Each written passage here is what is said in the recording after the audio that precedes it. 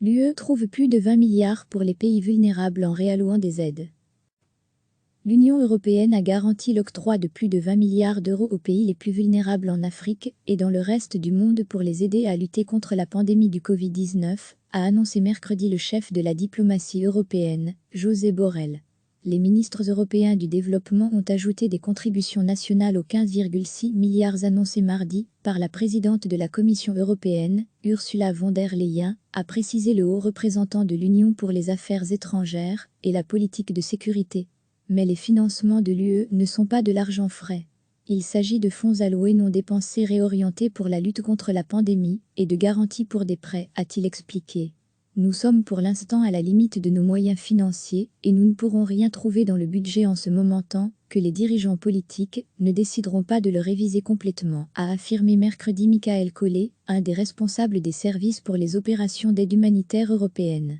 À lire aussi toutes les infos sur le coronavirus. Les désaccords entre les États membres sur leurs contributions nationales ont empêché l'adoption d'un budget pour la période 2021 à 2027 et toutes les réserves du budget 2020 ont été épuisées.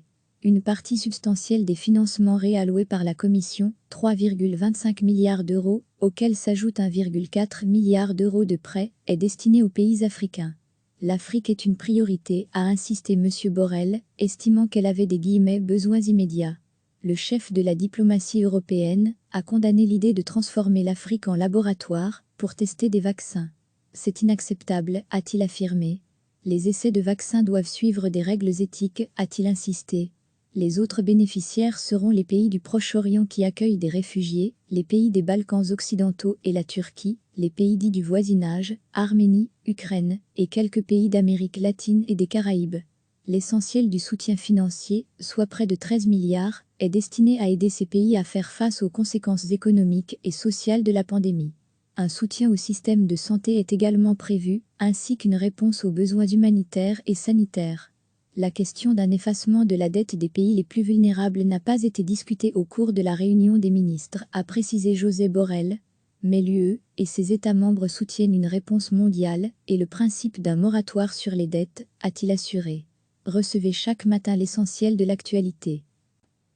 L'Union européenne a garanti l'octroi de plus de 20 milliards d'euros aux pays les plus vulnérables en Afrique et dans le reste du monde pour les aider à lutter contre la pandémie du Covid-19, a annoncé mercredi le chef de la diplomatie européenne, Josep Borrell.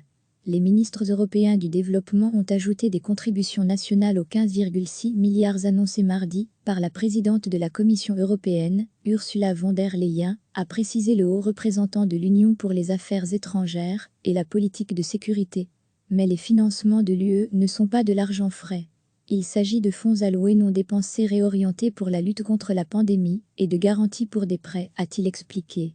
Nous sommes pour l'instant à la limite de nos moyens financiers et nous ne pourrons rien trouver dans le budget en ce moment tant que les dirigeants politiques ne décideront pas de le réviser complètement, a affirmé mercredi Michael Collet, un des responsables des services pour les opérations d'aide humanitaire européenne.